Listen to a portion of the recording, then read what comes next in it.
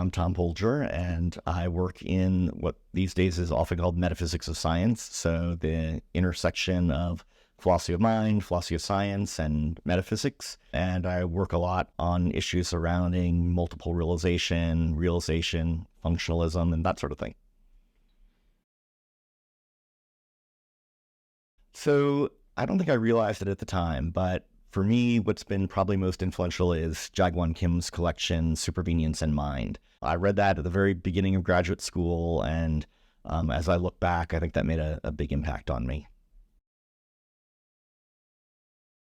Well, I've been thinking and teaching more about philosophical naturalism and sort of philosophical methodology and the nature of philosophy, but it's not something that I've written about yet, so I'd like to do that. So I think one of the really distinctive things about our department, I mean, we have an excellent faculty. I love the people that I get to go to work with every day. But I think one of the things that distinguishes us is our focus on getting people prepared for the professional aspects of being a faculty member and the things we have to do, both in terms of conferences and stuff, but also just what it's like to work at a university and be part of a university. Well, I mean, of course, having interests that align with our faculty here is an important start. But I think just as important, maybe more, is whether you feel like you have a good match for the style of philosophy that we do here. If you read our stuff and you think that we're boring or long-winded or annoying, then that's a bad start.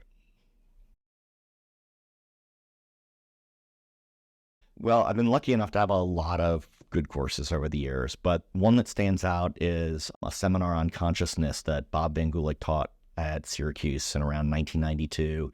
Dan Dennett's book, Consciousness Explained, had just come out. Consciousness area was coming into existence, and it was an exciting class, and the other students in the class were awesome, and a bunch have gone on to great success in philosophy.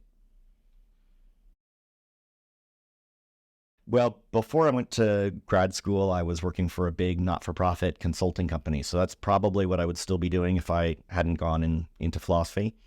I'd like to think that I could do something like archaeology, but I really like air conditioning too much.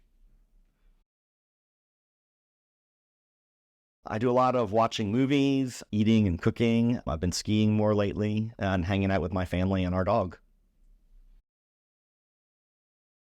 I read a lot of science fiction and fantasy. So Neil Stevenson, Patrick Rothfuss, Victoria Schwab, Ted Chiang, try to keep up with those.